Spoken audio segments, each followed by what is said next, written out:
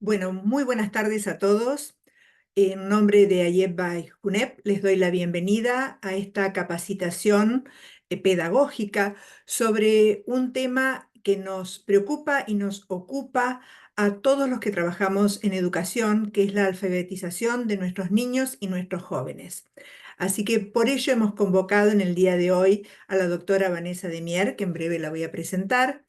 Pero antes quiero recordarles, como siempre les decimos, que sigan a nuestra asociación a través de las redes. Ahí tendrán toda la información necesaria y la actualización de todos los temas vigentes en nuestro país. También recordarles que tienen la aplicación Ayebba Móvil que pueden descargar en sus móviles para recibir las notificaciones o hacer consultas a través de ellas. Recién veíamos en las placas las funciones que tenemos a través de nuestra plataforma Comenius para todos los colegios, funciones importantísimas como es la liquidación, los sueldos, los haberes, los recibos de haberes y en todas las comunicaciones y normativas necesarias para el funcionamiento de las instituciones educativas. Recuerden también que a partir de este año tenemos la plataforma Edu Privada, una plataforma que hemos desarrollado para dar respuesta a necesidades del sector como es la búsqueda laboral de docentes y no docentes y en las que también pueden inscribirse todos los docentes en búsqueda de trabajo. Pueden dejar ahí su currículum y por supuesto esto va a ir circulando para todo el país. También recordarles que el 29, 30 y 31 de agosto tendremos nuestro Congreso de Educación Privada en la ciudad de Mar del Plata. Así que los invitamos a todos a acompañarnos en una jornada de trabajo y de intercambio. Bueno, y ahora sí, me gustaría presentar a la doctora Vanessa de Mier, que hoy va a abordar este tema de alfabetización al que hemos llamado aprendizaje de la lengua, procesos lingüísticos y el rol de la enseñanza. Si me permiten, brevemente les voy a contar que Vanessa de Mier es doctora en letras, se desempeña actualmente como profesora en los profesorados de educación inicial y primaria de UCA y profesora de posgrado en la UBA. Es investigadora asistente del CONICET. Sus ámbitos de especialización son la alfabetización inicial, la lectura, la comprensión lectora, la fluidez y la prosodia en la lectura en voz alta. Participó en reuniones y en congresos nacionales e internacionales. Ha publicado artículos científicos sobre el aprendizaje de la lectura y la escritura en revistas nacionales y extranjeras. Es coautora de materiales didácticos para la enseñanza de la lectura y la escritura. Y ahora sí, bienvenida Vanessa de Mier. Gracias, Miriam. Bueno, buenas tardes a todos. Hoy empiezo a compartir pantalla. Bueno, sí, le pusimos este título que decía Miriam, Aprendizaje de la lengua, porque la idea es ir abordando a lo largo de esta presentación, ahí un poco, ir haciendo un recorrido, ¿sí? Sobre el desarrollo, la importancia que tiene el desarrollo del lenguaje oral teniendo en cuenta cuál es el impacto que tiene en el aprendizaje de los procesos que son específicos de la lengua escrita, ¿no? Entonces vamos a hablar un poquito de qué implica la comprensión, ¿sí? Cómo empieza a desarrollarse y cómo llegamos a comprender textos y cuál es nuestro rol, digamos, como docentes, cómo podemos acompañar y potenciar ese proceso, que sabemos, bueno, que últimamente escuchamos mucho hablar de las dificultades que tenemos, les digo, las dificultades en comprensión, no solo, bueno, si bien en nuestro país se han acentuado mucho, están ocurriendo en distintos sistemas educativos, ¿sí? Por muchas razones, prácticas que hemos dejado de lado,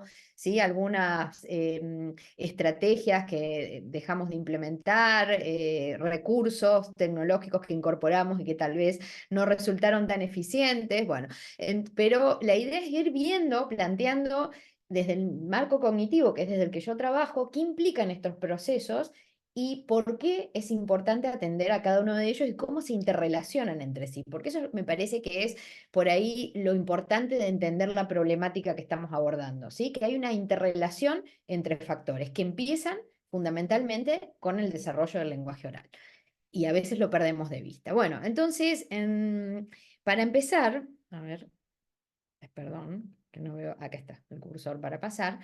Entonces, cuando pensamos nosotros en el lenguaje, en el desarrollo del lenguaje, seguramente lo primero que se les viene a la mente es pensar en esta habilidad que desarrollamos desde edades tempranas o que si tenemos niños o hijos, sobrinos, ¿sí? Hemos visto cómo se empieza a desarrollar de manera casi espontánea en la interacción, ¿sí? Solo por el contexto uno ve cómo empiezan progresivamente desde el primer balbuceo a expresarse, a contar historias y avanzan hasta que pueden expresar sus ideas, ¿sí? Eso se da en las interacciones cotidianas, pero se potencia muchísimo cuando nosotros tenemos la oportunidad o los niños tienen la oportunidad de empezar la etapa escolar en el jardín. ¿Por qué? Porque en esos contextos, a diferencia de los contextos hogareños y sobre todo actualmente, se dan oportunidades en las que el lenguaje oral se potencia con el trabajo con otras situaciones en las que media un sujeto que está pensando en el lenguaje estratégicamente, ¿sí? Todo se da en interacción, porque hay el lenguaje tiene como, tendríamos que pensarlo como en dos dimensiones. Por un lado, como una habilidad que tenemos las personas, ¿sí? Una capacidad que vamos a desarrollar así de manera casi espontánea, porque tenemos una predisposición, pero por otro lado, el lenguaje va a ser algo también, o sea, es algo que aprendemos, ¿sí? Una herramienta que vamos a ir desarrollando para poder potenciar nuestro aprendizaje. O sea, es en sí mismo un objeto de conocimiento para nosotros en la medida que vamos desarrollando nuestras habilidades lingüísticas, pero es al mismo tiempo, ¿sí? Una herramienta para potenciar nuestro aprendizaje. Por eso, lenguaje y cognición van siempre solapados, son como dos caras de una misma moneda. Y ahí vamos a ir, bueno, deteniéndonos un poquito en esto. Cuando lo pensamos en cuanto a competencia lingüística, al lenguaje o al desarrollo de la lengua oral, ahí hablamos de esto, de todo lo que implica desarrollar el conocimiento de una lengua. Desde pequeños nosotros, así en estas interacciones, aprendemos a hablar el dialecto de una lengua, ¿sí? La lengua que se habla en nuestro entorno. Y eso significa que desarrollamos estos subsistemas, ¿sí? El subsistema fonológico, es decir, aprendemos cuáles son los sonidos que se articulan en nuestra lengua, ¿sí? Los aprendemos a manejar con destreza al punto tal que nos permite emitir una palabra, una oración y que otra persona nos pueda comprender con claridad. El subsistema sintáctico significa aprendemos que combinando palabras nosotros podemos comunicar distintos mensajes y además según cómo las combinemos vamos a poder tener distintos efectos en la persona que nos está escuchando, ¿sí? Y por otro lado, un subsistema que es fundamental, que tiene que ver con el léxico o el subsistema semántico, que tiene que ver con el vocabulario, ¿sí? Aprender una lengua también implica, en gran medida, aprender palabras, ¿sí? Palabras que no es solo tener la representación lingüística, cómo suena, cómo la digo, sino que implica desarrollar un conocimiento conceptual. Y acá es cuando también la lengua empieza a solaparse con lo cognitivo, ¿sí? Porque cuando yo aprendo una palabra, aprendo un concepto que sí, va a entrar en interrelación gramatical con otras palabras para poder armar oraciones, pero fundamentalmente va a ser un concepto, un conocimiento que yo voy a tener y que a lo largo de mi vida se va a ir relacionando con otros y va a potenciar mis posibilidades para expresarme y para comprender la lengua, ¿sí? En la que estoy aprendiendo a hablar. Y esto no es menor, y me parece que es importante tenerlo en cuenta porque a veces pensamos, digamos, a la lengua, sobre todo los que estamos en el nivel inicial, tal vez más concentrados en estos sistemas, pero después perdemos un poco de vistas en el nivel primario o después que el lenguaje tiene estas características y estos subsistemas hay que atender, digo, a lo largo de toda la escolaridad, vamos a ir hablando un poquito de cómo lo podemos ir haciendo, pero esto está en interacción. La sintaxis de mi lengua yo la aprendo a manejar, ¿sí? La aprendo a usar espontáneamente, pero cuando aprenda a escribir textos, voy a necesitar recurrir estratégicamente y de manera como explícita, como una herramienta de conocimiento para poder operar sobre la escritura, sobre o con este conocimiento sintáctico y, por ejemplo, corregir mis textos, ¿sí? Entonces, estos subsistemas están todo el tiempo, ¿sí? En juego, aun cuando nosotros pensemos que ya está, ya lo aprendimos, o ya lo saben, ¿sí? Continuamente están teniendo una demanda y cuanto más se desarrollen y más habilidades tengamos para usarlos estratégicamente, mejor vamos a poder desempeñarnos como lectores y escritores. Entonces, por un lado, como competencia lingüística implica esos subsistemas, pero al mismo tiempo yo les decía recién que el lenguaje es una herramienta cognitiva, ¿sí? Nosotros usamos el lenguaje en nuestro medio social no solo para aprender, al inicio vamos a aprender, vamos a prestar atención, los chicos pequeños prestan atención a cómo decimos las palabras, las frases, cómo las combinamos, porque están aprendiendo. Pero en un momento, y al mismo tiempo que están haciendo eso, van usando el lenguaje para aprender sobre el mundo. ¿Sí? Y eso lo hacemos en interacción con otros, a partir de las oportunidades que tengamos de participar con un otro en una determinada actividad. ¿Sí? Según digamos, el medio social y cultural en el que un niño se desarrolle, el lenguaje oral se va a potenciar en términos de favorecer aprendizajes, no sé, de determinados sistemas de tareas, ¿sí? Determinadas rutinas, costumbres, ¿sí? Que están directamente ligadas al entorno social y cultural, ¿sí? Por eso no es lo mismo, ¿sí? Y se generan tantas diferencias en el aprendizaje que se da en los entornos familiares, ¿no? Los chicos llegan al jardín, sobre todo los que están a nivel inicial, seguramente lo notan que hay diferencias, ¿sí? Variedad en cuanto a las oportunidades de aprendizaje. Y si comparáramos entornos, por ejemplo, rurales, urbanos, observaríamos muchas diferencias en términos del uso de las palabras, de cómo combinan, porque aprendemos la lengua en el entorno y además eso se va potenciando en la medida en que vamos participando en situaciones, ¿sí? Eso significa que si yo puedo, por ejemplo, desde pequeño, estoy en un contexto urbano, tomo medios de transporte, seguramente voy a incrementar muchísimo mi vocabulario sobre, no sé, tren, tranvía, colectivo, la variedad de medios de transporte que haya, porque es el entorno en el que estoy familiarizado. Voy a saber qué significa la palabra boleto y cómo se usa, y eso va potenciando otras posibilidades de utilizar ese conocimiento a nivel lingüístico, pero también de la rutina en el aprendizaje de nuevas experiencias, ¿sí? Entonces, y todo esto, ¿sí? Esto que decimos que se desarrolla desde temprana edad y en el lenguaje oral, es lo que va a potenciar, no solo va a dar la posibilidad de comunicarnos, ¿sí? Y de representar el mundo, sino que va a potenciar todo el aprendizaje posterior que va a tener que ver con la lengua escrita, ¿sí? Entonces, decimos siempre que todo lo que tenga que ver con la comprensión y la producción en el lenguaje oral, van a ser indicadores también del desempeño posterior en el lenguaje escrito. Y de hecho hay muchísima investigación que muestra la correlación altísima que hay entre las habilidades tempranas que se desarrollan con el lenguaje oral y el desempeño que tengamos posteriormente en el lenguaje escrito, ¿sí? Bueno, voy avanzando y después vamos a tener un tiempo para conversar.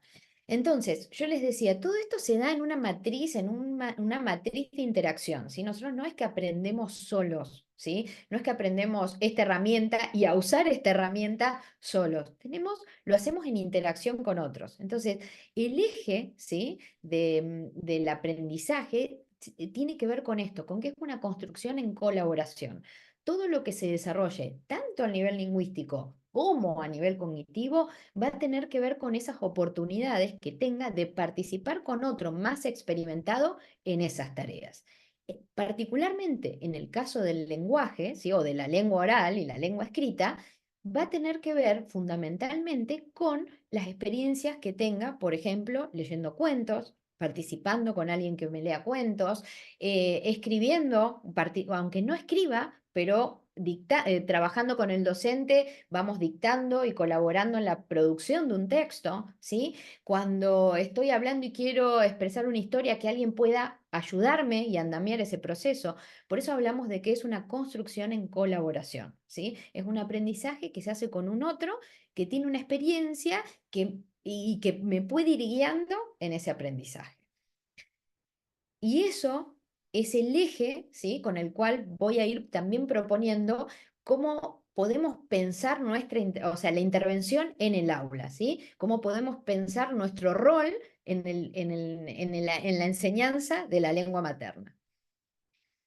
Bueno, entonces hablamos de los distintos subsistemas, ¿sí? Nosotros dijimos la interacción oral es fundamental para desarrollar lo fonológico, lo sintáctico, ¿sí? Pero nosotros desde pequeños, lo primero que, o sea, una de las primeras, de los primeros desarrollos discursivos que tenemos, tiene que ver con esto, con empezar a contar, ¿sí? Lo que me sucede, mis experiencias personales, las rutinas, los hábitos, ¿sí? Entonces, también en esa interacción oral sucede el desarrollo a nivel discursivo, es decir, empezamos a expresarnos, aprendemos fórmulas, aprendemos a usar las palabras de una determinada manera según el efecto que queremos lograr en la persona. Y acá empiezan a aparecer otros factores que tienen que ver con una dimensión que va más allá de combinar las palabras entre sí. Tiene que ver con cómo organizamos ese discurso para que la persona que lo escucha lo pueda, ¿sí?, procesar de manera jerárquica y organizada, ¿sí? Aprender a relatar una experiencia personal, ¿sí?, implica esto, aprender a organizarla, jerarquizar la información. ¿Cómo voy a empezar? Esa persona no estaba conmigo, entonces le tengo que decir quiénes estaban, en dónde fue, ¿sí? Después le cuento qué me pasó, cómo se resolvió, ¿se entiende? Y la única manera en la que podemos aprender a hacer eso es que haya una persona que nos vaya guiando y modelando mientras nosotros vamos relatando esas primeras experiencias. Es decir, si bien hay muchísimo de este desarrollo que se da en interacción y de manera, como diríamos, más incidental, porque estoy en contacto con hablantes de mi lengua, mucho de este desarrollo a nivel de la lengua oral está directamente ligado a las posibilidades que tengo de un otro que esté guiando y traccionando esa interacción para que yo desarrolle mis habilidades, ¿sí? Y lo discursivo es un clarísimo ejemplo de eso, ¿sí? Si los chicos lo primero que empiezan a hacer es contar y empiezan a veces por lo que recuerdan, lo que sí, el problema, porque es lo que más les quedó grabado, me lastimé, pero ¿cómo? ¿En dónde estabas? Entonces, esa habilidad para poder organizar y todo, necesito que alguien me ayude, guíe, intervenga en ese proceso para hacerlo más explícito y que yo pueda empezar a operar con esa información. Muy bien. Entonces, en todos los procesos que tienen que ver con el desarrollo del lenguaje, hay una interacción guiada. En el caso de las habilidades discursivas, ¿sí?, fundamentalmente la propuesta de cómo ir andamiando esto va a tener que ver con proponer instancias, ¿sí?, en las que contemos, los guiones son las rutinas, ¿sí? Hay una progresión en los géneros discursivos ligados a lo narrativo que van desde los guiones o rutinas, las experiencias personales, es decir, algo que me sucedió y que me dejó, que hay una experiencia a nivel más emocional, que me dejó marcado, entonces lo recuerdo especialmente, una rutina que se rompe, por ejemplo, porque, no sé, salgo todos los días a andar en bicicleta y me caí en la bicicleta, me golpeé, tuvieron que ponerme una curita, salió sangre, ¿sí? Bueno, etcétera. Entonces, hay una experiencia personal, hay una rutina que se rompe por un evento, por un problema que se genera y que hay que resolver. Ese es el germen de las narrativas, ¿sí? Y después vienen los eventos de ficción, ¿sí? Entonces, desarrollar, digamos, habilidades discursivas implica guiar a los niños en estas distintas características que tienen los géneros o los subgéneros de la narrativa. Es decir, no es solo aprender a contar un cuento que leí, sino primero aprender a contar una rutina y organizarla secuencialmente, después focalizar una experiencia personal y ahí tengo que identificar cuál es el problema y cómo se resolvió, y después empiezan a aparecer los relatos de ficción, ¿sí? Entonces, si tuviéramos que pensar una progresión en el andamiaje, tenemos que tener en cuenta cómo el discurso también se va complejizando. Cuando nosotros interactuamos, ahí se ve una imagen de un papá contándole un cuento a los niños. Nosotros muchas veces, desde pequeños, les leemos a nuestros hijos, ¿sí?, cuentos. Entonces, hay mucho andamiaje en cuanto a las historias de ficción. Entonces, eso puede traccionar el vocabulario, puede traccionar la comprensión. Ahora vamos a hablar un poquito de eso. Pero también en el caso de los otros géneros que son como más de base, necesitamos guiar y andamiar esa interacción. Se pueden andamiar oralmente, se pueden escribir unas primeras experiencias, dictado al docente, etcétera, pero se tienen que trabajar también explícitamente para que se incorporen como recursos que después los chicos pueden, a los que pueden recurrir cuando tienen que hacerlo de manera independiente, ¿sí? Por sí mismos. ¿Y qué implica? Yo dije recién, desde pequeños entonces participamos en instancias de lectura de cuentos en las que empezamos a conocer, ¿sí?, aspectos de lo que nosotros vamos a llamar, o puntualmente en el caso de la lingüística, el estilo del lenguaje escrito, ¿sí? Estuvimos hasta ahora hablando de la lengua oral, ¿sí? Y ahora digo estilo de lenguaje oral y estilo de lenguaje escrito. Esta diferencia no es porque tenga que ver específicamente con la lengua escrita, con que ya puedo escribir, ¿sí? Sino que hay un estilo del lenguaje, ¿sí? De un uso más cuidado del vocabulario que voy a usar, oraciones claras, etcétera, que está ligado a cómo escribimos textos, ¿sí? Ese conocimiento es el que empieza a aparecer en estas primeras interacciones que tienen que ver, por ejemplo, con la lectura de cuentos, ¿sí? Los cuentos tienen una organización, una estructura determinada que hace que pueda ser claro cuando lo leemos y que podamos seguir la historia. ¿Sí? Hay una relación entre causas, consecuencias, planes de los protagonistas, lo que van a hacer para solucionar ese problema, que le da una determinada organización. Pero además hay una manera de usar el lenguaje, fórmulas particulares, el uso de los pronombres, ¿sí? Que muchas veces cuando nosotros o sea, nos damos cuenta que un chico tuvo muchas experiencias de lectura, porque lo utiliza en la oralidad. A eso le llamamos el estilo de lenguaje escrito, ¿se entiende? Hablar de una manera que es organizada, que la persona que me está escuchando puede comprender porque me puede seguir de manera, me puede seguir jerarquizando los eventos que voy relatando y me puede comprender porque uso el vocabulario que tengo que usar y uso los recursos lingüísticos para poder organizar ese relato. Acá hay unos ejemplos, ¿sí? El estilo lenguaje, estas son dos experiencias personales. Y el primero dice, estaba jugando con mi pollito yo. Es una experiencia personal, una nena en un contexto rural, ¿sí? Estaba jugando con mi pollito yo. Después lo quiso correr, quería jugar, la agarró del cuello y le dije, Diana, y lo saqué en la boca y casi lo lastimó mi pollito, ¿sí? Vieron que en ese relato hay un intento de relato de experiencia personal, pero faltan muchos elementos para que como oyente yo pueda comprender ese relato. ¿Se entiende? Falta organizar la información, explicitar alguna información. Diana, podemos intuirlo, pero tenemos que hacer mucho esfuerzo y también sigue siendo ambiguo. De todas maneras, aunque repongamos información, Diana en realidad era la perra, ¿sí? Pero ¿qué necesitaríamos hacer para andamiar este relato? Preguntar, bueno, ¿pero en dónde estaba? ¿Y quiénes estaban? ¿Y quién es Diana? ¿No? Entonces empezamos a especificar, reformulamos, reorganizamos ese relato. ¿Sí?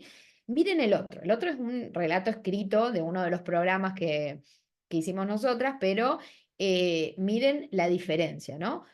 Un día un burro me cabeció. Yo estaba jugando y cacé una chicharra. Y se me ocurrió meter la chicharra en la oreja del burro. La chicharra comenzó a cantar y el burro a cabecear para sacarla. Y ahí nomás el burro me pegó con su cabeza, ¿sí?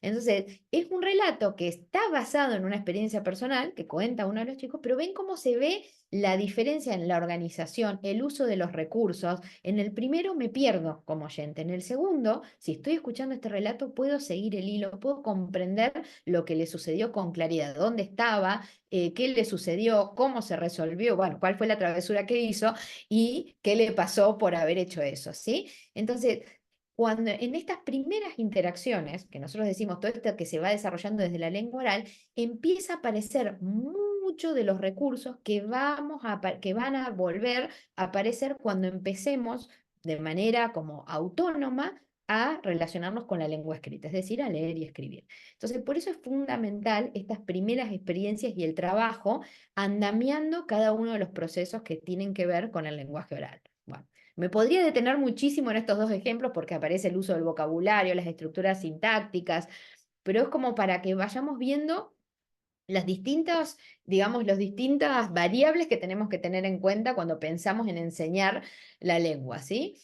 Bueno, y una de esas variables, que recién la nombré, tiene que ver con el vocabulario, ¿sí? El vocabulario empieza a desarrollarse en la oralidad, como dijimos recién, pero es central tanto para la expresión oral, para la comprensión oral, como para la comprensión lectora y la producción escrita también, ¿sí?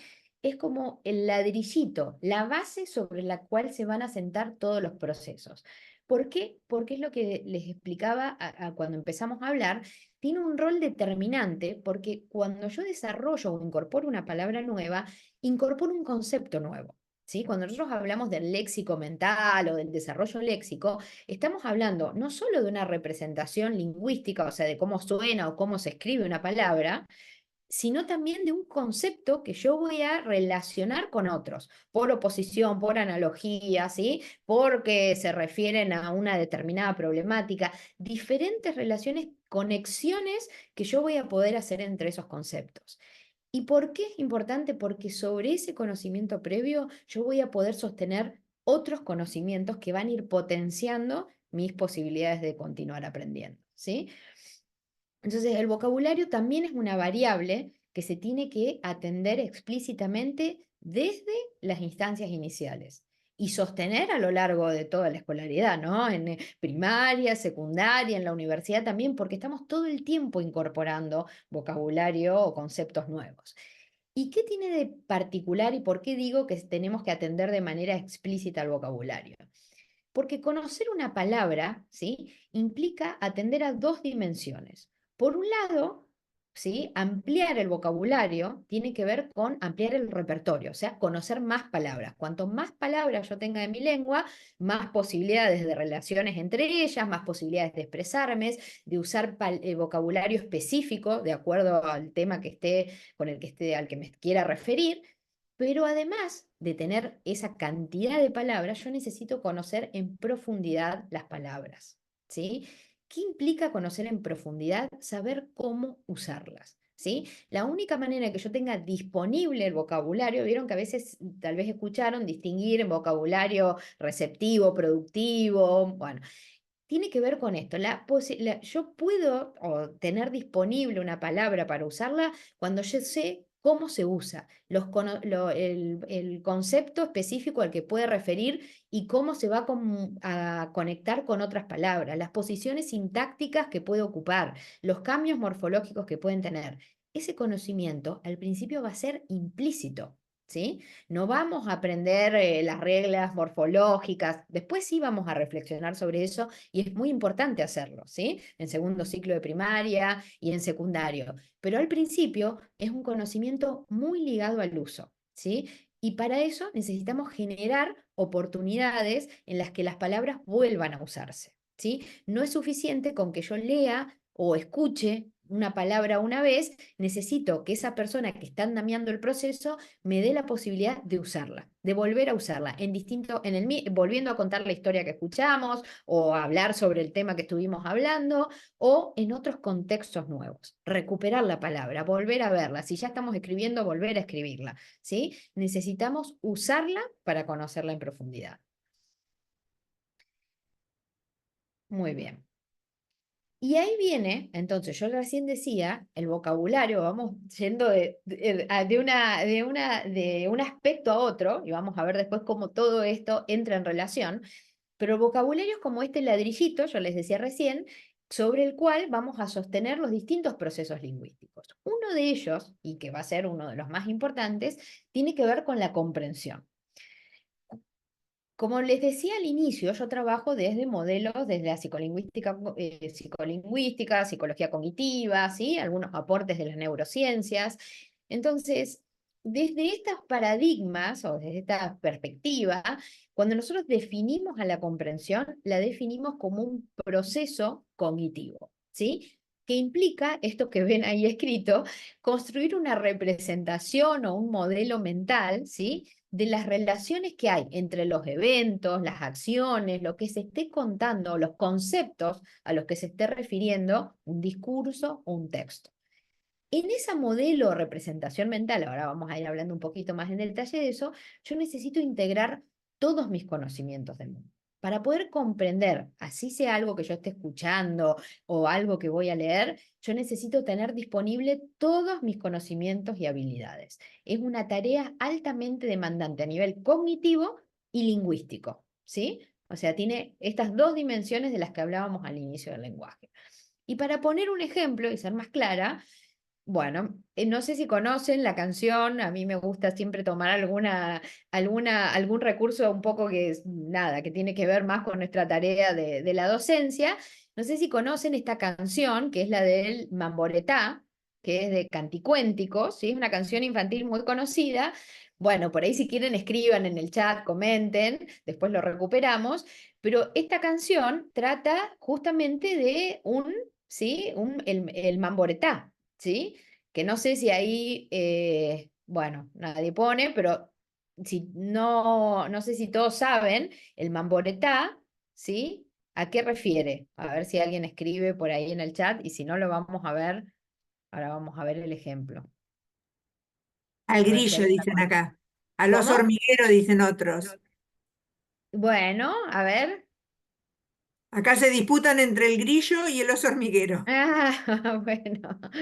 Sí, ahí vamos a ver. Ah, entonces tenemos que vamos a pasar un pedacito. El Estamos viendo un poco, saltamonte, sí. mantis, una El langosta. saltamonte, ahí está. Bueno, ahí vamos a ver. ¿Por qué? Porque son palabras, y ahí vamos a hablar de toda lo que tienen, ¿sí? Yo necesito recuperar las palabras, ¿sí? ¿Por qué estamos dudando de esto? Porque es una palabra que está en guaraní, ¿sí? Tienen palabras, esta canción tiene vocabulario en guaraní y se recupera. Entonces, si yo no sé a qué refieren esas palabras, va a ser muy difícil que después yo pueda establecer las relaciones con las otras palabras de la canción.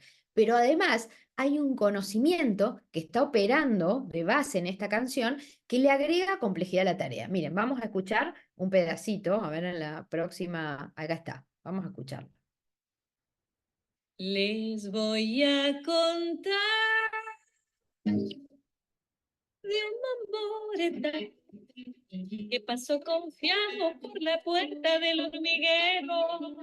Una hormiga dijo, yo lo vi primero, y de la patita hasta la entrada lo llevó. Que susto se dio el mamboreta, preocupado, tira, tira, tira de la patita, pero en la otra punta hay tantas hormigas que vienen su ayuda la bonita Panambí. Con la Panambí, el mamboreta, preocupado, tira, tira, tira de la patita, pero en la otra punta hay tantas hormigas que vienen en su ayuda el gracioso cururú. Con el cururú, con la Panambí, el mamboreta, preocupado, tira, tira, tira de la patita, pero en la otra punta hay tantas hormigas que viene en su ayuda el valiente yacaré. Con el yacaré, con el cururú, con la panambí, el mamboreta, preocupado, tira, tira, tira de la patita, pero en la otra punta hay tantas hormigas que viene en su ayuda el tranquilo ñurumí. Ñurumí, ñurumí, ¿no será el oso hormiguero, no? Con el ñurumí, con el yacaré, con el cururú, con la panambí, el mamboreta, preocupado, tira, tira, tira de la patita. Cuando el ñurumí ve que son hormigas, se relame y dice: Hora de desayunar.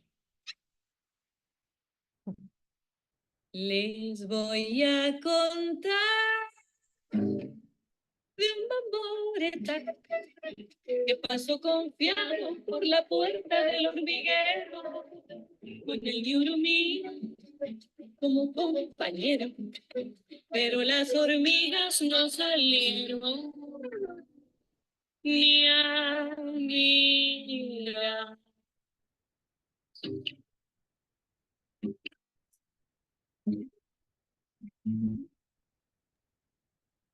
Bien.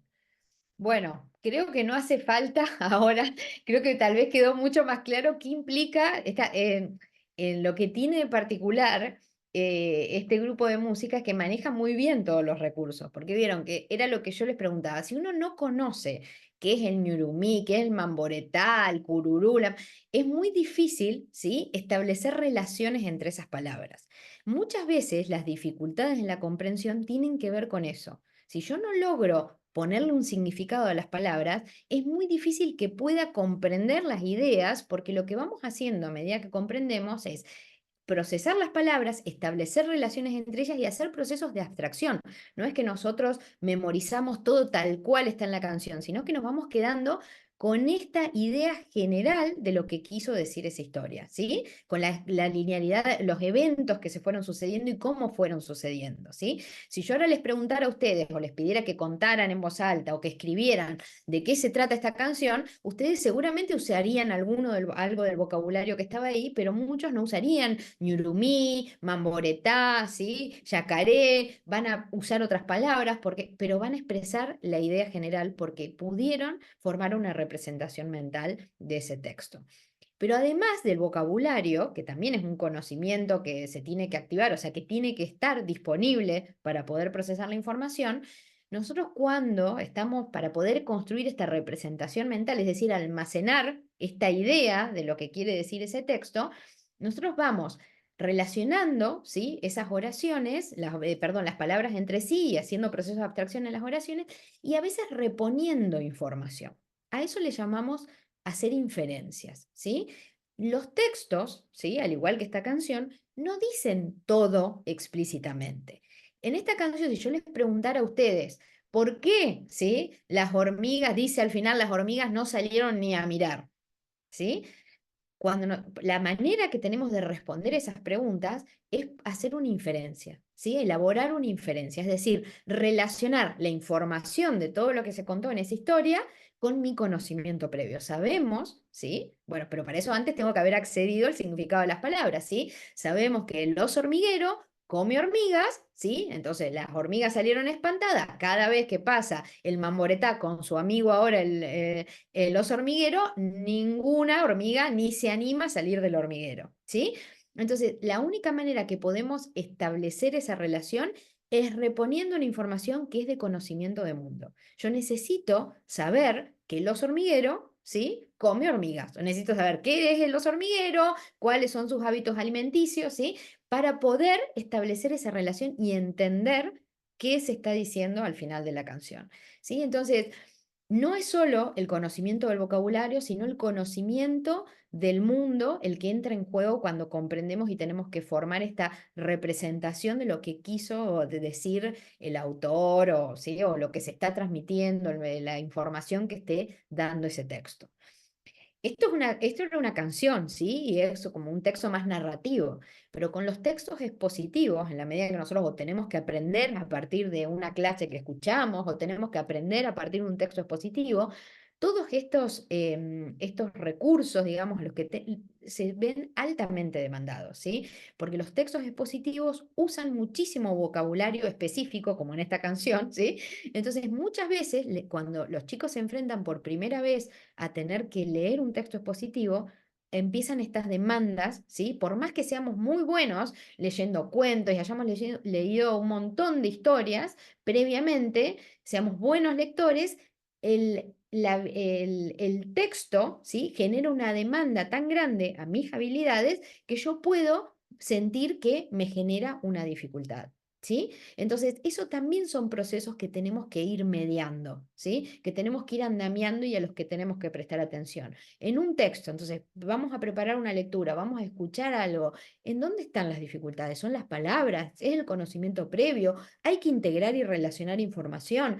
¿Hay recursos gramáticos o gramaticales, perdón, o sintácticos que van a generar una demanda? Entonces, todo eso es lo que nosotros tenemos que preparar para estar atentos según también lo que nosotros sepamos del conocimiento previo con el que cuentan nuestros estudiantes.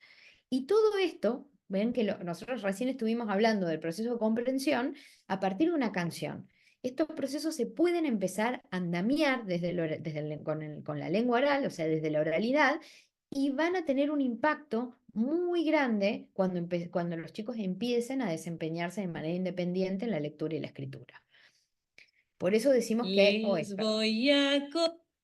por eso es lo que les decía, que para poder entonces, para poder entender un texto es fundamental, ¿sí?, entender las palabras, o sea, poder acceder al significado de las palabras, ¿sí? Hay estudios que señalan que necesitamos conocer el 95 hasta 98% de las palabras, ¿sí? Es muy importante el peso que tiene el vocabulario. El vocabulario, o sea, que nosotros dominamos, que se domina desde en la lengua oral, también predice la comprensión lectora en años posteriores. Eso hay investigación en distintas lenguas. Todos los niveles de comprensión lectora que logremos en los primeros grados potencian todo lo que viene después, ¿sí? Ven cómo todo va siendo como una rueda que va traccionando el desarrollo posterior. Y bueno, el vocabulario, era lo que les decía recién, incide tanto en las habilidades de producción como de comprensión, no solo a nivel de la lengua oral, sino de la lengua escrita. Entonces, todas estas habilidades se pueden empezar a trabajar en la interacción desde la lengua oral. Ahora, ¿qué agrega el lenguaje escrito? Porque estuvimos hablando de procesos que se pueden empezar a andamiar desde la oralidad. El lenguaje escrito, y específicamente la lectura, ¿sí?, va a agregar, ¿sí?, la dificultad del sistema, del código, ¿sí? No sé si alcanzan a ver ahí, pero este modelo es un modelo que desarrolló una investigadora americana que estaba muy enfocada también en la enseñanza, ¿sí?, de la lengua, intentó, ¿sí?, buscar una metáfora justamente para ver cómo los distintos procesos que vienen desde el lenguaje, que podemos potenciar desde el lenguaje oral, entran en interacción con las habilidades específicas para procesar la lengua escrita, ¿sí? O lo que vamos a llamar, a veces le llamamos el conocimiento del sistema de escritura. Estas dos, vieron que la soga, no sé si alcanzan a ver, está compuesta por hilos, ¿sí? Entonces ella toma el modelo de la soga como metáfora para explicar que hay dos subconjuntos de habilidades que tenemos que trabajar de manera interrelacionada, ¿sí?, para poder lograr, digamos, que nuestros alumnos lean de manera fluida o que sean buenos lectores, ¿sí?, o lectores eficientes, que tengan una lectura hábil, o sea, es decir, que puedan comprender y aprender a partir de lo que leen. Esos dos subgrupos de habilidades, que están representados por esos dos hilos que a su vez se dividen, tienen a su vez, ¿sí?, habilidades más pequeñas que van dando lugar a que ese proceso suceda. En líneas generales, esos dos grandes subprocesos que están implicados en la lectura tienen que ver con la comprensión del lenguaje y el reconocimiento de palabras. Pero para que yo pueda comprender el lenguaje, tengo que haber desarrollado todas estas habilidades de las que estuvimos hablando recién y, o sea, todo lo que tiene que ver con el conocimiento, el estilo del lenguaje escrito, el razonamiento, o sea, poder operar sobre lo discursivo, conocer las estructuras de mi lengua, el vocabulario, activar mis conocimientos previos. Es decir, la comprensión, las habilidades para comprender, se tienen que hacer cada vez más estratégicas. Yo necesito desarrollar la habilidad para usar esos subprocesos estratégicamente. Es decir, tengo que poder darme cuenta si estoy leyendo un texto y hay una palabra que no conozco, si en realidad es que la estructura me resulta muy difícil, ¿sí? Entonces necesito usarlo estratégicamente. Por el contrario, la otra habilidad que tiene que ver con el reconocimiento de palabras, o es lo que llamamos comúnmente decodificación, se tiene que volver cada vez más automática. ¿Qué significa automática? Que necesito hacerlo sin dificultades, casi sin darme cuenta de que lo estoy haciendo. Al principio, cuando los chicos aprenden a leer y escribir, va a haber mucho foco puesto en las habilidades de reconocimiento de palabras, y está bien que así sea, pero no por eso se tienen que perder de vista las habilidades de las que estuvimos hablando en el lenguaje oral. Pero sí es importante que quede claro que tenemos que atender explícitamente al desarrollo de habilidades que van a potenciar, ¿sí?, el aprendizaje de la lectura y la escritura de palabras, como la conciencia fonológica, la decodificación, el reconocimiento visual de las letras, el trazado de las letras, en el caso de la escritura, ¿sí? Son habilidades más de base que en un momento en sí mismas van a implicar como un proceso de resolución de problemas, pero que en la medida que se practican se van a desarrollar automáticamente. Es decir, no me voy a dar cuenta que las estoy haciendo, no me va a generar un problema, entonces toda mi capacidad atencional va a estar puesta en procesar el lenguaje, ¿sí? Como lo hacemos con el lenguaje oral. Entonces, cuando empezamos, en los inicios del proceso de alfabetización, lo que sucede es que estos dos procesos están como a veces descoordinados, ¿sí? Lo que aprendemos a hacer los lectores eficientes es justamente a desarrollarlos simultáneamente. Cuando logramos que esos dos subprocesos tengan lugar simultáneamente, decimos que somos lectores fluidos o lectores habilidosos, ¿sí? Miren, vamos a escuchar un audio para hablar un poquito de la fluidez. A ver si se escucha. Revoloteando como una mariposa gorda, haciéndose el gracioso, dando volteretas, siempre un poquito más alto que los barriletes, de modo que no había caso. Dylan Kitty, le grité, ¿por qué no volas un poquito más bajo, tesoro? Y él, nada. El chiquiti secretario de aeronáutica empezó a gritar instrucciones al bombero. Señor bombero, descienda, pare los motores, vire a la derecha, planee hacia el sudoeste, aunque sea celeste y le moleste. Pero los bomberos, nada, uno muchacho. Muy bien, te súper felicito. A ver, esa nena, ¿quiere leer alguito? Dale, lee.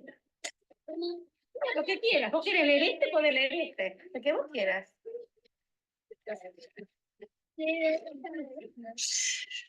Quiero escuchar. Si después yo a la noche los escucho. No estaba acostumbrada a volar, corrió unos metros colina abajo, haciendo... Bueno, hasta ahí. Seguramente notaron que el primer, no sé, son dos nenes de segundo grado. Los dos son de segundo grado, ¿sí? Pero vieron que hay distintas habilidades. El primero parece que lee casi como, ¿no? Muy compenetrado en lo que está en la situación, acelera el ritmo, porque está leyendo Dylan Kifke, entonces en la situación de tiene que salir volando, bueno, entonces empieza, acelera el ritmo para demostrar lo que le está, para dar cuenta de lo que le está sucediendo al personaje. La segunda nena que lee como entrecortando las palabras, ¿sí? ¿Cuál es la relación estrecha que hay cuando hablamos de la fluidez lectora? El foco de la lectura siempre es la comprensión. Nosotros leemos para comprender. Lo que sucede en los inicios del aprendizaje de la lectura, y por eso va a ser muy importante andamiarlo y practicar muchísimo la lectura en voz alta, es que al principio es un proceso, el proceso de reconocimiento de palabras, esto, leer palabras, resulta muy costoso, porque tenemos que recuperar de las letras que vemos, los sonidos, ensamblarlos entre sí, y ni hablar cuando tenemos que leer una oración y después poner una pausa y leer la oración que sigue. Entonces es muy costoso en términos de la planificación y al mismo tiempo, ¿sí? Es muy difícil que esté haciendo esa tarea que me está costando muchísimo, a la que tengo que destinar toda mi atención y que pueda estar procesando las ideas que se están diciendo en ese relato. Entonces, lo que sucede en el curso del aprendizaje de la lectura, y por eso es tan importante enfocar en las distintas habilidades de la lectura, es que el reconocimiento de palabras funciona como un cuello de botella. Es decir, si no logramos automaticidad en ese proceso, siempre voy a estar leyendo, aun cuando lea en silencio, como la segunda nena que escucharon, ¿sí? Entrecortado, sin ubicar bien las pausas. Y no es solo por escuchar, leer lindo que ubicamos bien las pausas. Las pausas nos ayudan, ¿sí?, a procesar la información. Recuperan algo del lenguaje oral que tiene que ver con la entonación. Nosotros cuando hablamos, ¿sí? Nuestra lengua, usamos una prosodia, una entonación de acuerdo a lo que queremos transmitir, a la situación, al contexto, según con quién nos estemos comunicando. Queremos poner énfasis en una palabra y la estiramos o la pronunciamos más fuerte, ¿sí? Tenemos diferentes recursos, matices, ¿sí? Para poder marcar algunas cuestiones. En la lengua escrita, la prosodia no está marcada excepto en los signos de interrogación, de exclamación y la puntuación, es decir, los puntos. Cuando hay un punto, yo proceso una unidad de sentido. Entonces, aprender eso para la comprensión es fundamental, ¿sí? Entonces, muchas veces la dificultad, digamos, cuando hablamos de fluidez lectora, no tiene que ver con leer rápido. A veces se malinterpreta o por sentido común decimos fluidez igual a velocidad. La velocidad es un aspecto, porque vamos a tener que adquirir cierta velocidad y precisión para leer esas palabras. Pero lo más importante es que estos procesos se desarrollen simultáneamente.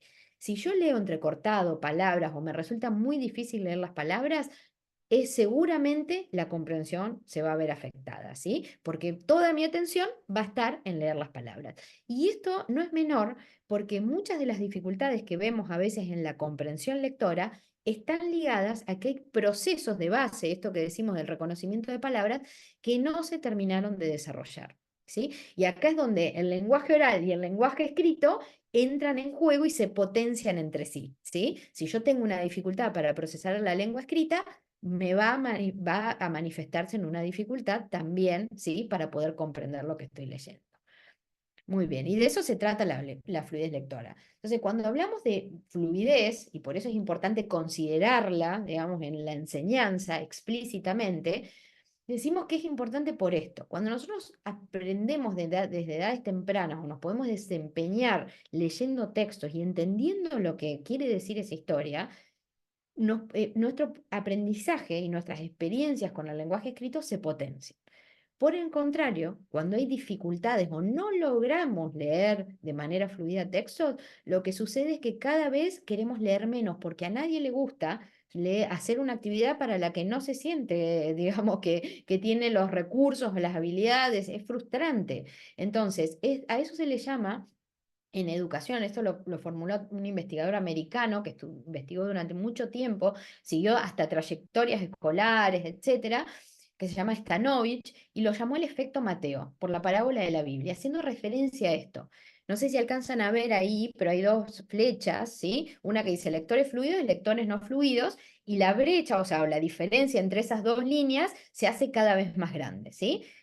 Se refiere justamente a esto, a que los lectores que desde el inicio tienen buenas experiencias con la lectura, desarrollan las habilidades de base en el lenguaje escrito que le permiten desempeñarse con textos descritos, aprender, comprender la historia que están leyendo, se involucran más en la lectura, quieren leer más porque les resulta, porque aprenden, porque les da curiosidad, ¿sí? Es una tarea que les resulta satisfactoria, ¿sí? Y motivadora. Por el contrario, los que más necesitan leer y practicar, como se sienten frustrados, cada vez lo hacen menos y por lo tanto cada vez enfrentan mayores dificultades, ¿sí?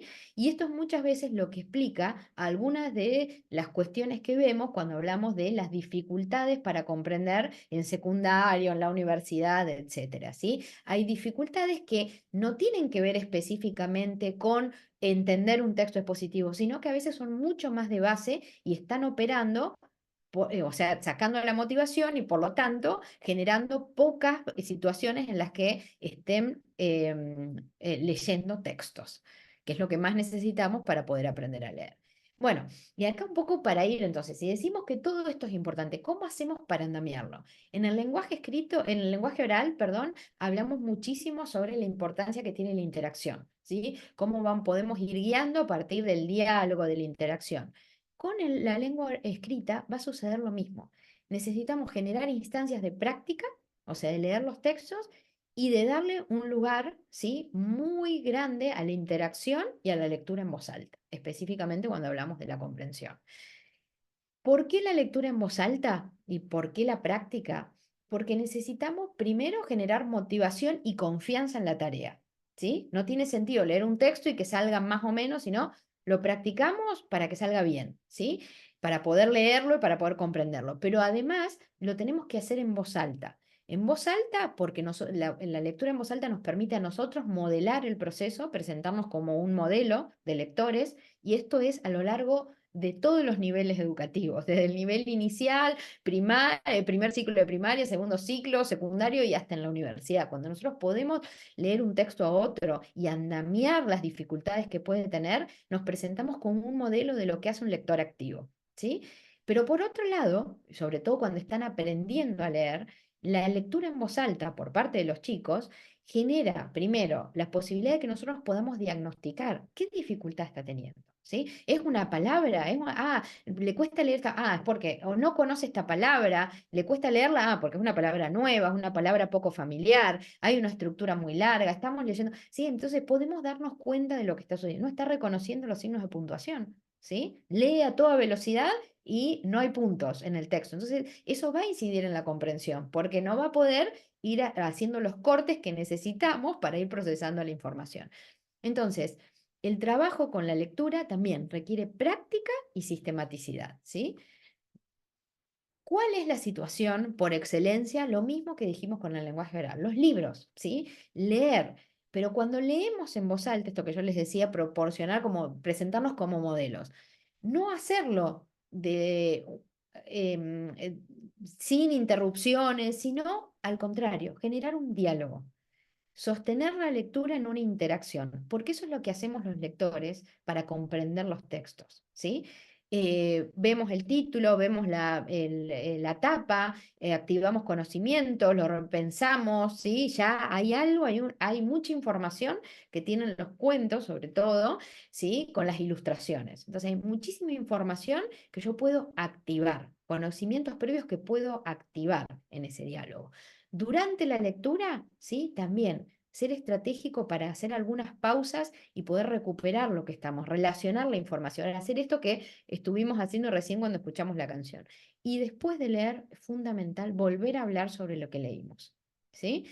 A este estilo de intervención se le conoce como lectura dialógica, lectura interactiva, ¿sí? Porque lo que propone es justamente andamiar el proceso de comprensión, y fíjense que estoy hablando de andamiarlo desde la oralidad, ¿sí? O sea, es cuando el docente lee un texto antes, durante y después de leer. Entonces, esto nos permite trabajar haciendo preguntas, hablando del vocabulario, explicitando los conceptos, ¿sí? Y dar la posibilidad de que vuelvan a contar la historia que leímos, vuelvan a hablar sobre el texto, da la posibilidad de usar el vocabulario nuevo que queremos que empiecen a aprender, ¿sí? Después, por supuesto, esto se puede retomar en otras situaciones, en la información de este texto la puedo relacionar con otro, pero ya poder recuperar este esquema y hacerlo de manera sistemática, lo que permite es empezar desde edades muy tempranas a generar lo que nosotros vamos a llamar después, posteriormente, estrategias de lectura. ¿Sí? ¿Por qué? Porque estamos formando un lector que no es pasivo, que es activo en el proceso. ¿Sí? No le estamos diciendo, mira, acá va a haber una palabra que no conoces, pero en el andamiaje, en el diálogo que vamos haciendo, vamos prestando atención a las palabras. Miren, acá dice ñurumí. ¿Alguien sabe lo que es el ñurumí?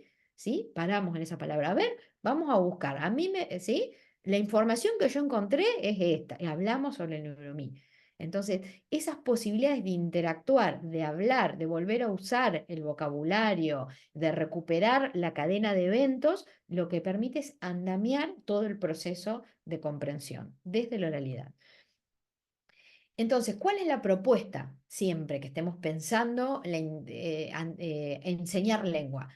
Pensarnos siempre como modelos. Nosotros tenemos que, en esta interacción, hay una relación asimétrica, pero una relación asimétrica en sentido positivo, ¿sí? Nosotros somos modelos de las estrategias que ellos van a desarrollar, modelos de lectores, de productores de texto. Entonces, no sé si alcanzan a ver ahí también como hay como escaloncitos, pero la idea es empezar con un trabajo más explícito, ¿sí? Desde los niveles iniciales. Yo hago, bueno, tú me observas, esto está tomado de un programa, de una propuesta de formación docente de Chile, por eso es el estilo, pero podemos pensarlo, ¿sí? De la misma manera, o sea, primero enseño explícitamente qué quiero que hagas con este proceso. ¿Sí? Vamos a contar una historia, bueno, ¿cómo lo vamos a hacer? Pero primero lo modelo yo. Mira, voy a contarles lo que me pasó cuando tenía 3 años y contamos una experiencia personal de manera organizada, estructurada, usando. Después lo hacemos todos juntos, ¿sí? Después le vamos guiando una práctica y finalmente lo hacen ustedes solos. Es un proceso que es más bien recursivo, espiralado, ¿sí? Vamos proporcionando instancias en las que somos modelo, podemos practicar esa habilidad y después la pueden poner en práctica de manera independiente, ¿sí? Y a medida que avanza la escolaridad, todo esto que vimos recién de la lectura dialógica se va a ir transformando en estrategias a las que lo mejor, o sea, les ponemos nombre, ¿sí? Vamos a empezar a conceptualizar, ¿sí? A ponerle nombre a cada una de las estrategias que vamos haciendo en la medida que leemos, ¿sí? Este es un modelo con el que yo trabajo sobre todo en segundo ciclo, pero ven que propone 4 estrategias. Entonces, y están organizadas también antes de la lectura, durante la lectura y después de la lectura, porque siguen esta idea de lo que hacemos los lectores antes de leer, cuando estamos leyendo y después de la lectura.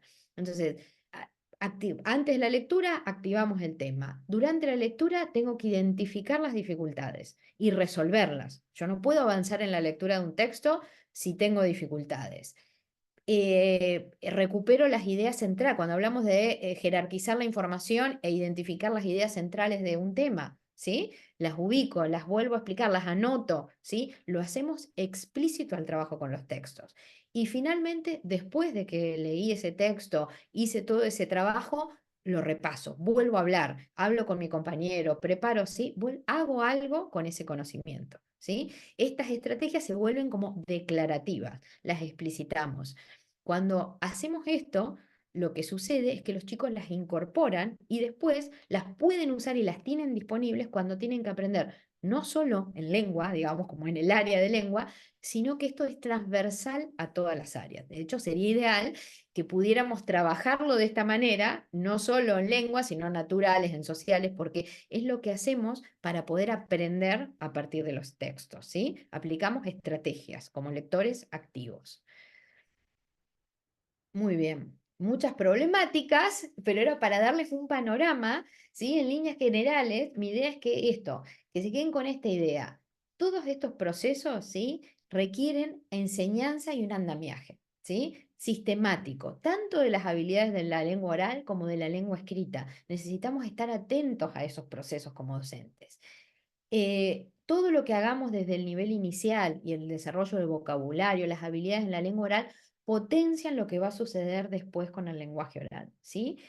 Y esto que les decía, yo no me detuve hoy porque era para presentar el panorama, pero cuando hablamos de atender a los distintos subprocesos, es comprender de qué se trata, o sea, todas las distintas habilidades y conocimientos que ponemos en juego cada vez que tenemos que comprender o producir un texto para poder andamiarlos y atender en el momento en que tenemos que hacerlo durante la enseñanza, ¿sí? Por eso a mí me parece que las perspectivas cognitivas, y es lo último que digo, así podemos hacer un intercambio, las perspectivas cognitivas justamente lo que aportan es esto de entender el proceso y los subprocesos que están implicados para saber entonces dónde intervenir, cómo hacerlo y cómo andamiar para que los chicos puedan avanzar en sus habilidades.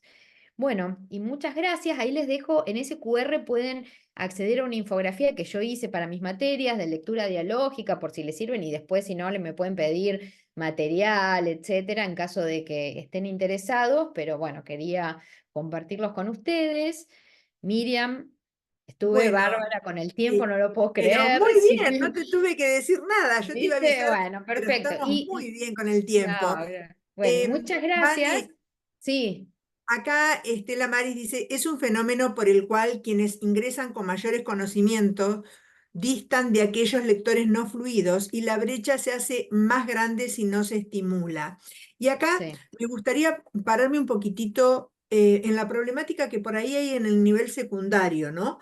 Donde el problema de fluidez lectora en el secundario, donde el profesor de secundario muchas veces da por hecho de que el alumno tiene que venir de primaria ya con esa fluidez lectora. Y la verdad es que todos los que estamos en educación sabemos que muchos de nuestros alumnos carecen de esa habilidad. Entonces, ¿Qué hacemos? ¿Qué le decimos al profesor del secundario? ¿Qué tiene que hacer con ese alumno? Empezar de cero. Sí, o sea, es esto. Si no tiene, a ver, hay que establecer matices, ¿no? Cuando nosotros hablamos de fluidez o de que alcanzamos fluidez en la lectura, no es un todo o nada, ¿sí? Es como un abanico. ¿Por qué? Porque cada vez yo no me detuve en desarrollar todos los modelos, pero los textos, ¿sí? Tienen características particulares que van a presentar una demanda, ¿sí? Entonces, cada vez que yo me enfrente a un texto con el que tal vez no tengo experiencia, mis habilidades, ¿sí? Van a entrar un poco a sentirse como colapsadas, ¿sí? Porque, por ejemplo, imagínense la primera vez que en la universidad, no sé, tuvieron que leer un texto de esos académicos duros en el que hay un montón de conceptos. Uno tiene que volver, a veces releer, marcar, buscar información, ¿sí? Es lógico que eso suceda. El tema es que tenga las estrategias para poder resolverlo y terminar de comprender lo que tengo que aprender en ese texto. El problema es cuando identificamos, ¿sí? A nivel, por ejemplo, en secundario, que los chicos leen, por ejemplo, como niveles de tercer grado, de segundo, como leían los nenes que escuchamos recién. Bueno, la única manera de subsanar esa brecha es practicando, leyendo en voz alta. Lo mismo que dije recién, modelando. Vamos a leer este párrafo, lo leo así, ahora lo leen ustedes, lo leen con el compañero, marcamos las ideas. Por eso a veces las propuestas que son más explícitas nos permiten justamente guiar, ¿sí? Y resolver con eficacia las dificultades con las que los chicos por ahí llegan. Lamentablemente, si hay dificultades a nivel de la decodificación, y eso va a interferir no solo en la lectura en voz alta, porque a veces pensamos que eso sucede en la lectura en voz alta, pero no va a suceder en silencio. Y no es así, ¿sí? Es al revés lo que tenemos que pensar. El proceso que nosotros hacemos cuando leemos en voz alta es el que se internaliza, ¿sí? Entonces, lo que tenemos que hacer cuando hay una dificultad para leer en voz alta, seguramente está dando cuenta de alguna dificultad. Lo mismo va a suceder cuando lean en silencio, ¿sí? No existe eso de, pero en silencio puede, y no, capaz que en silencio vuelve a releer, ¿va? ¿Sí? Pero por eso es muy importante andamiarlo y hacerlo explícito. ¿Sí? Bueno, detecto que hay dificultades, bueno, vamos a leer entre todos, a ver, volvemos a leer, leen entre compañeros. Los programas de fluidez lectora, si bien no están pensados específicamente para secundario, focalizan sobre todo en tercer grado porque se formulan para consolidar las habilidades de lectura. Lo que tienen es que promueven situaciones que están muy ligadas a veces a proyectos escolares, no sé, escribir y después leer un texto para un podcast, una obra de teatro, ¿no? Pero uno podría pensar en ese tipo de proyectos, llevarlos a nivel secundario, ¿sí? No hace falta solo decir, bueno, voy a leer este texto 10 veces, sino a veces presentar un proyecto, decir, bueno, vamos a buscar información sobre alguna problemática que relacionada con naturales, y ahí se pueden hacer un trabajo entre áreas, y sobre eso, no sé, un programa de radio que tengan que leer, o sea, generar situaciones en las que tengan que leer en voz alta y empiecen a trabajar de manera estratégica en sus habilidades, ¿sí? Cuando hablamos de estratégicas, es decir, que las tengan disponibles para hacerlas conscientes cuando las tienen que usar. Acá Silvia dice, el buen lector es el logro de cuánto se estimula en las instituciones y cuánto se logra trasladar a la vida diaria, el gusto por la lectura y el incentivo personal por conocer el mundo de la palabra escrita. También tenemos varios docentes diciendo lo que cuesta en el secundario que los alumnos lean en voz alta por vergüenza.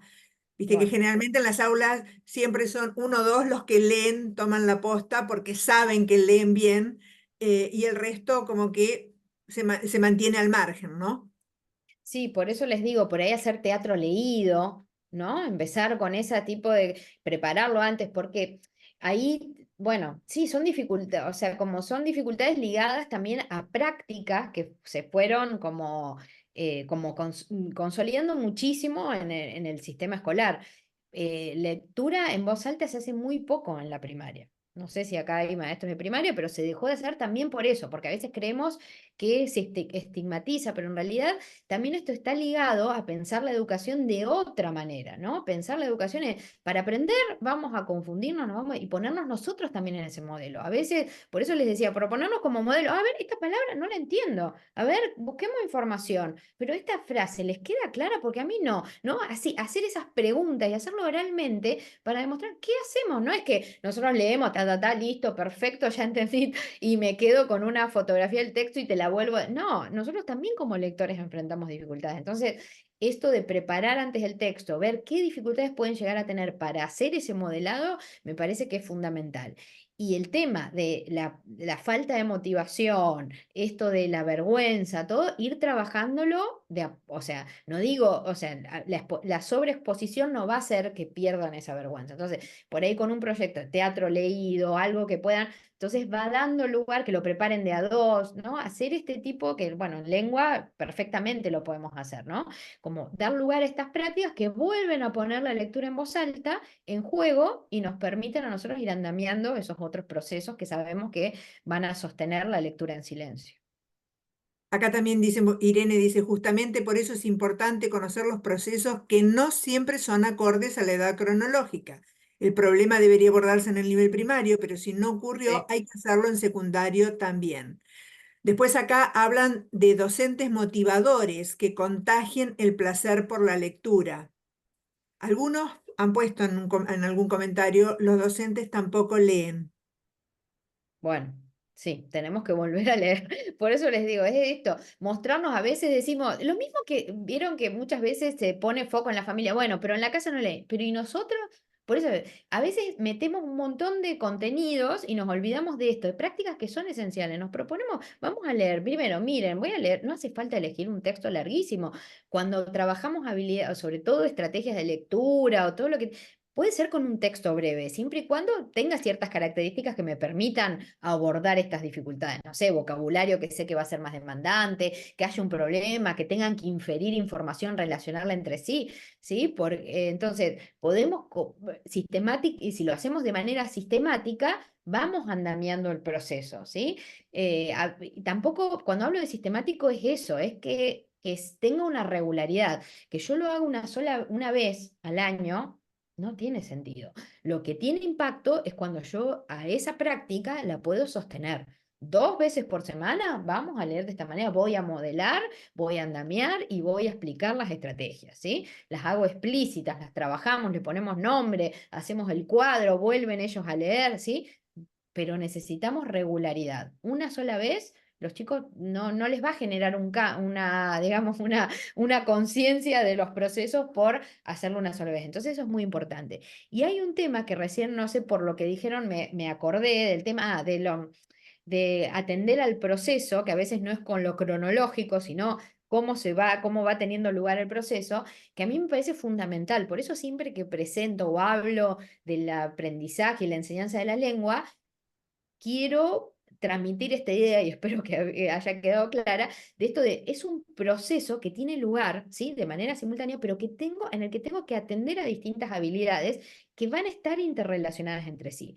Si no se desarrolló la habilidad para reconocer las palabras, o sea, para decodificar, es muy difícil que un chico después vaya a comprender textos en secundario. Entonces, si veo que lee un texto y lee deletreando, no puede reconocer los signos de puntuación, voy a tener que volver a presentar ese proceso porque si no, no va a haber forma de que avance, porque eso es una habilidad necesaria para sostener lo otro. Hay un aspecto que no es menor y que tiene que ver con el tipo de letra, por ejemplo, que sostenemos la imprenta mayúscula a lo largo de toda la primaria. Y después llegan a secundario y, bueno, ya en segundo ciclo de primaria para mí ya es un problema. Ya empieza a ser un problema, para mí antes es un problema, pero bueno, cuando nosotros ya queremos que los chicos aprendan a partir de los textos, que empiecen a explorar, ¿sí? Decimos, bueno, que trabajen con portadores de textos, con distintos textos de circulación social. Los textos de circulación social tienen la imprenta, digamos, la letra de imprenta minúscula, con la mayúscula inicial, etcétera, con la convención ortográfica. Cuando los chicos no reconocen esa letra, no se las presentamos en el momento en el que tenemos que hacer, que tendría que ser inicial o primer grado, lo que sucede es que después eso se transforma, ¿sí? Es como que, se recuerdan que la soga es como que empieza a entrelazarse, pero tengo que volver de nuevo acá. Es como, porque esa letra, por más que yo reconozca muy bien la imprenta mayúscula, cuando yo vea la M minúscula, no me va a referir a la M mayúscula. No hay nada en lo que, ¿sí? O la A, para hacerlo más, ¿sí? No hay nada en la A minúscula que me lleve a la A mayúscula de imprenta. Entonces tengo que aprender a reconocerla. Entonces es como una subhabilidad que sostiene el reconocimiento de palabras que tengo que trabajar. Es como volver a cero para después volver a reconstruir todo el sistema. Entonces, esas son cuestiones que también tenemos que discutir, digamos, internamente cuando pensamos la enseñanza de la lengua, porque a veces se va pasando de un nivel a otro y la dificultad que tiene es cuando tienen que explorar hasta entornos virtuales, no está en imprenta mayúscula. ¿Sí? Está en el tipo de letra que sabemos que es de fácil procesamiento para el ojo, que es el que lee. ¿Sí? Vane, antes de continuar, Sí, me piden si podés volver a poner la placa donde está el QR. sí, sí. Bueno, acá también María Inés dice, el teatro leído al que hacías referencia hoy lleva a los chicos en secundaria a adoptar un papel detrás del que pueden ocultarse como lectores. Es una forma de superar la timidez que le genera en muchos casos la lectura en voz alta. Sí. Sí, sí, eso, géneros que, pues, las historietas que tienen diálogos, ¿no? Entonces ponemos, y ahí trabajamos aspectos, recuerdan que yo nombré esto de la prosodia. Si cuando nos ponemos en lugar de un personaje, primero tenemos que comprender lo que le está pasando, qué está sintiendo, cuál es la situación que está viviendo, cómo lo puede decir, ¿sí? Porque no lo va a decir, no da lo mismo si, no sé, un ratoncito se encuentra con un león, no le va a decir, hola, ¿cómo andás? ¿Sí? Ay, hola, señor, ¿sí? Entonces, ¿qué puede sentir? Entonces tenemos que trabajar un montón de aspectos que hacen a la comprensión de lo que estamos leyendo y lo vamos trabajando así, como en ese juego de leer o una obra de teatro, una historieta, o ahora, no sé, tipo los manga, esas que son, viste, los textos Sí. eh, tipo historietas, pero más largas, bueno, lo que, pensando, ¿no? En secundario sobre todo. Entonces hay muchos géneros que a ellos les pueden resultar muy atractivos y nos pueden venir muy bien para trabajar todos estos aspectos de la lectura. Bueno, Otro tema, sí, hay sí, sí, sí. muchísimos comentarios, ¿no? de la lectura, que si bien algunos tienen una lectura fluida, no respetan la puntuación. También te consultan qué papel juega la gramática en el secundario. A ver, ¿qué más Bueno, tenemos? la gramática es un gran tema porque hemos dejado de enseñar gramática y conocer a veces la perspectiva comunicativa, ¿sí? Implica, o sea, no solo que es la lengua, vieron que yo distinguí la lengua como herramienta, ¿sí? La lengua como sistema. Yo necesito conocer el sistema de mi lengua, ¿sí? Así como necesito conocer cómo se mapea mi lengua en, la en el sistema de escritura, ¿sí? Que es o sea, conocer el principio alfabético para poder leer y escribir, ¿sí?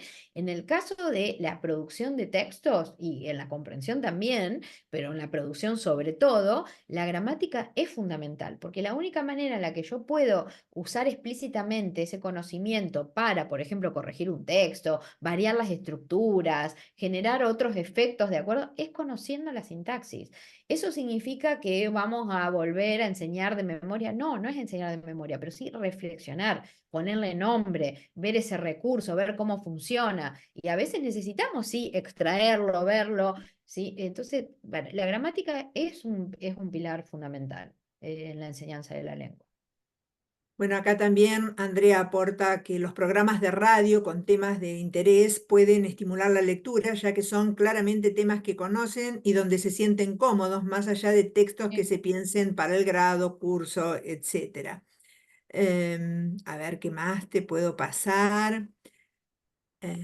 Bueno, el tema también del apoyo en las casas, ¿no? De la familia, que en las casas haya modelos, pero bueno, no siempre hay modelos en las casas. Entonces, bueno, para eso estamos nosotros los docentes. Dicen, te pregunta acá Teresa, qué opinas de los audiolibros? ¿Ayudan para la lectura expresiva? Los audiolibros pueden ser una motivación, sí, o sea, como un modelo, es como proponer un modelo, pero lo que no tienen, y eso hay que tenerlo en cuenta, es esto de la interacción con otro. Y para mí eso es fundamental en el proceso de enseñanza y aprendizaje, porque al audiolibro no le puedes preguntar, pero ¿y esa, sí? O no va a parar para decirte, ¿y esta palabra? Bueno, por ahí hay algún formato interactivo que no conozco, pero, o sea, pueden ser motivadores para, sí, es una experiencia también como lectores, no lo descarto. A ver, sí, ninguna oportunidad para trabajar lo literario, la lectura de textos o distintos géneros, para mí tiene que ser subestimada, pero sí que tenemos que saber para qué usar los recursos. ¿Sí? El audiolibro puede ser muy bueno para motivar, por ejemplo, en un proyecto de seguir un autor, entonces empezamos con un audiolibro, después volvemos, o presentar un tema, no sé, lo podemos usar para un montón de cuestiones, pero no para andamiar el proceso de comprensión porque nos falta esto de la interacción, ¿sí? Em, entonces, la interacción tiene que ser ahí, tengo que mostrarlo y como esto, desmenuzar el proceso o abrirlo, es como cuando se hace una intervención, ¿sí? Quirúrgica, necesito mostrarlo en ese momento, ¿no? En diferido, ¿sí? En ese momento hacémosle, entonces, vamos a ver este texto, bueno, vamos a mostrarlo, vamos a verlo entre todos, ¿sí? Y ahí, entonces, vamos haciendo preguntas, no reconoce, bueno, tal pregunta por esta palabra, a ver, la podemos explicar, un sinónimo, una definición familiar. Eso no lo dije cuando hablamos de vocabulario, pero también eso es interesante. Cuando nosotros hablamos de incorporar o desarrollar vocabulario o el diccionario mental, el léxico, ¿sí? La mejor manera que tenemos de hacerlo no es recurrir de entrada al diccionario, porque en el diccionario nosotros encontramos definiciones que a veces también son muy abstractas. ¿Vieron? Que son como, dícese de, bueno, depende del diccionario, sí, pero es una, sí, se define por la categoría. Entonces, sigue siendo muy abstracto. Entonces, la mejor manera es adaptar, sobre todo en primario, es adaptar esas definiciones con un vocabulario familiar. ¿Sí? Buscar un sinónimo, decirlo de la manera usando vocabulario, adaptar esa definición para explicarlo con palabras sencillas, para que lo puedan incorporar y entender. Porque a veces decimos, bueno, a ver, buscarlo en el diccionario. Y los chicos sí lo buscan y capaz que copian la definición, pero eso sigue siendo abstracto, ¿se entiende? Entonces, ahí de nuevo, necesitamos estar ahí en interacción, hablando, para, a ver qué encontraste el diccionario y dice eso, entonces significa, lo volvemos, ¿sí? Lo explicamos con nuestras palabras, buscamos sinónimos, ejemplos para usarlo, hablamos sobre esa palabra. Vanessa, acá, bueno, vuelven sobre el tema de la letra mayúscula, que hay muchos Sí. alumnos del secundario que solo escriben en mayúscula, que no reconocen la minúscula y mucho menos la cursiva. Acá te dicen, ¿la letra cursiva es importante? Sí, la letra cursiva es fundamental. Hay una, a ver, ahora no, hay muchas como investigaciones, sobre todo del ámbito de las neurociencias, que están volviendo a retomar cuál es el impacto que tiene a nivel de nuestro cerebro, ¿sí? De todas las estructuras neuronales y las conexiones que podemos hacer, el aprendizaje de la cursiva. Y hay discusiones en cuanto a qué es lo que genera ese efecto. ¿En qué sentido lo digo? Ya sabemos que aprender a escribir a mano es fundamental. Vieron que hay muchos países como Finlandia y a España también en un momento había incorporado mucho esto de los entornos digitales, escribir con el teclado. Bueno, no es lo mismo para nosotros como seres humanos, al menos en este momento, ¿sí? No tenemos ese salto evolutivo porque nosotros aprendemos espontáneamente en la lengua oral, pero la lengua escrita necesitamos practicarla y la mejor manera es hacerlo con nuestra mano, ¿sí? Porque nos permite fijar patrones, no solo del cómo voy a trazar la letra, sino de la ortografía de la palabra, comunidad, bueno, hay un montón de cuestiones que están ligadas a escribir a mano. Después viene el tema del tipo de letra. Lo que sí se sabe y con certeza es que la letra cursiva lo que tiene es, vieron, este rasgo que está ligada una letra a otra. Entonces eso da mucha fluidez cuando nosotros escribimos textos. ¿Por qué? Porque la escritura, hoy no hablé mucho de la escritura porque también es otro proceso del que requeriríamos otra hora más, pero en la escritura, cada vez que yo estoy escribiendo, aparece la demanda del proceso de transcripción, es decir, de escribir la palabra, y de composición, o sea, de textualización, cómo voy armando, organizando esa información, buscando los recursos lingüísticos para plasmarlo en lo que estoy escribiendo. Entonces, Y eso es altamente demandante. Con la cursiva lo que sucede es que el proceso este más básico de transcripción se hace mucho más fluido, se hace fluido, ¿sí? Lo hago rápido, puedo recuperar rápidamente la ortografía de la palabra porque es una letra ligada, ¿sí? No tengo que estar levantando, básicamente se refiere a eso, no tengo que estar levantando a cada rato la hoja y eso es tiempo de procesamiento, ¿sí? Nosotros tenemos una capacidad que es limitada para operar sobre la información, entonces nos da agilidad. Entonces, esa es la importancia que tiene la letra cursiva, ¿sí? Es una letra que da fluidez cuando escribimos texto. Después hay discusiones en cuanto a la tipografía. La letra cursiva con la que nosotros estudiamos, al menos la que yo aprendí, a veces hay algunos programas que no la incorporan tan cual. Hay un tipo de letra que se llama más tipo script, que es como si fuera una imprenta pero ligada, ¿sí? Le ponen este rasgo ligado. Algunos países han hasta desarrollado una tipografía particular, o sea que es tipo una cursiva, pero con rasgos mucho más simples para facilitar el aprendizaje de la escritura. Pero ya no hay discusión de la importancia que tiene escribir a mano y que la letra sea ligada. ¿Sí? No da lo mismo. O sea, para leer es muy importante reconocer la letra de imprenta minúscula y distinguirla de la mayúscula, porque cuando nosotros estamos leyendo, focalizamos nuestra vista, o sea, nosotros ponemos foco en una palabra, ¿no? Que se llama fobia, en el término técnico. Pero al mismo tiempo, cuando ya somos lectores fluidos, estamos procesando información hacia adelante. Es decir, estamos activando información sobre las palabras que vienen, y no solo sobre las palabras, sino en donde, por ejemplo, los puntos los procesamos como se cierra una unidad de información, una unidad de sentido, la oración. ¿Sí? Entonces, proceso una, viene otra. Entonces, vamos haciendo estos bucles que necesitamos hacer para poder abstraer la información del texto y quedarnos con esta representación mental que leíamos. Entonces, la imprenta minúscula, o esta estructura que tenemos, imprenta mayúscula inicial, después imprenta minúscula, punto, ayuda muchísimo a ese procesamiento. Entonces, sostener la imprenta mayúscula hace que eso sea más lento, que la lectura sea más lenta. Y además de que es muy difícil reconocer el punto, entonces eso incide también en el procesamiento de la información, entonces hace mucho más lenta la comprensión, ¿sí? Y por el contrario, en el caso de la escritura, la letra de imprenta mayúscula consume tiempo porque tenemos que estar levantando el lápiz a cada rato para hacer esos trazos, ¿sí? Perfecto. Esta es una pregunta que va a necesitar mucho tiempo y ya estamos sobre el cierre, pero bueno, acá te preguntan cómo se puede trabajar con los niños que presentan dislexia. Eh, Bueno, sí, no, bueno, en líneas que sí, eso tendríamos que, la dislexia tiene distintos, sí, manifestaciones, digamos, no es que es un todo o nada también, ¿no? Depende de cómo se manifieste, pero cuando hay metodologías más estructuradas, más sistemáticas, que era lo que yo les estuve hablando, esto de poder intervenir específicamente en el momento, desde edades tempranas, con la conciencia fonológica, las correspondencias, el trazado de las letras, el reconocimiento de las letras, eso beneficia muchísimo a los chicos que tienen dificultades. No digo dificultades porque no es solo dislexia, hay chicos que van a necesitar, aunque no tengan dislexia, necesitan ese trabajo más explícito, ¿sí? Más como esta práctica sistemática. Entonces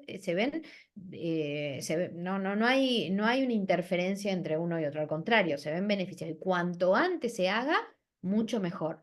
La dislexia, de hecho, es una característica, digamos, que tienen las personas que cuando hay una intervención temprana, ya después ni siquiera, o sea, excepto porque tengan dificultad, digamos, bueno, no, ni siquiera necesitan tiempo para procesar los textos. Pero si hay una intervención desde edades tempranas, un acompañamiento, un trabajo sistemático con la lengua escrita, no hay ningún, no, hay gente, conozco investigadores que son disléxicos y son buenísimos, ¿sí? Lo único que necesitan es más tiempo para escribir sus textos porque lo tienen que corregir, porque esa dificultad va a estar siempre en términos del trabajo con el código, pero a veces para leer también releen los textos un poco, pero no hay ninguna dificultad y de hecho a veces en la universidad tengo alumnos que ni siquiera te das cuenta porque estuvieron muy bien acompañados. Entonces, muchas de las dificultades que están relacionadas con la lengua escrita se pueden revertir cuando hay una detección temprana y un acompañamiento explícito y sistemático para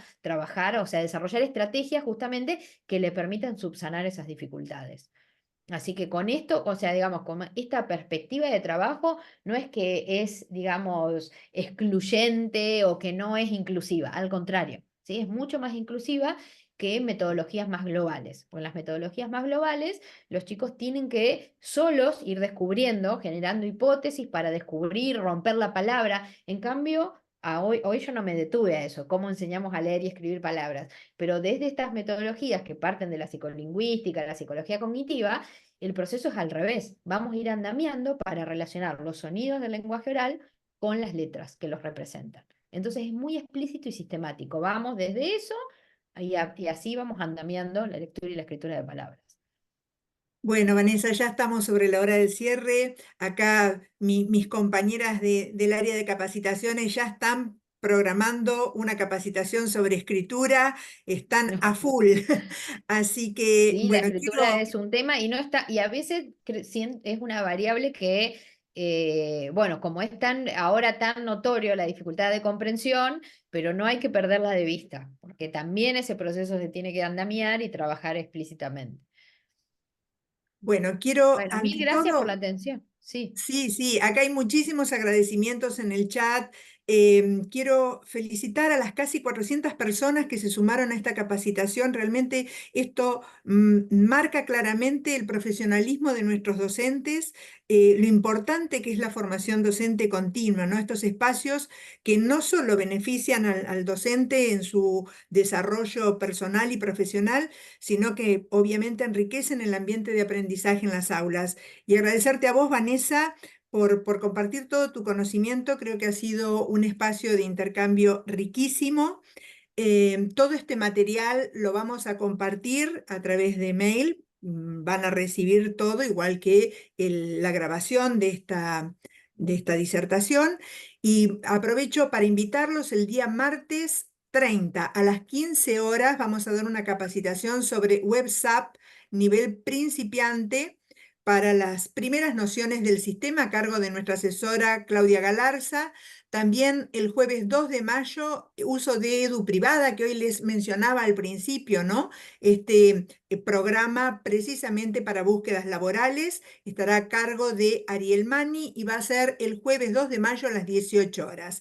Así que bueno, estas actividades tenemos para la próxima semana. Nuevamente, muchísimas gracias a todos. Gracias a vos, Vanessa. Ha sido un placer. Muy claro todo. Y acá lo están Bueno, me poniendo. Me alegro porque eran un encantó. montón de conceptos. Miriam, lo último, cuando en la presentación, no la mostré acá, pero en la última filmina, slide, como le quieran llamar, ahí puse bibliografía y algunas tienen links o la pueden conseguir, la pueden buscar para ampliar sobre estrategias. Hay un programa muy bueno en Chile para trabajar, sobre todo a nivel inicial, lectura dialógica, también un material que es muy bueno, así que tienen material como para ir explorando también. Muchísimas gracias, Vanessa. Mm. Seguramente nos volveremos a encontrar en otra capacitación. Mil gracias, un Gracias a gusto. todos y muy buenas noches para todos. Y ahí Sofía, no sé si quiere decir algo o yo no tengo problema Está de... muteada. A ver. Ah, bueno, Ahí, ¿se Sofía, ¿estás escucha? ahí? Sí, sí, estoy acá. ¿Me ¿Querías escuchan? consultarle algo? Sí, que no tenía nada que ver con el tema, simplemente saber sobre el certificado, si ustedes lo envían a la institución por la cual nos anotamos o cómo Eso nos luego llega.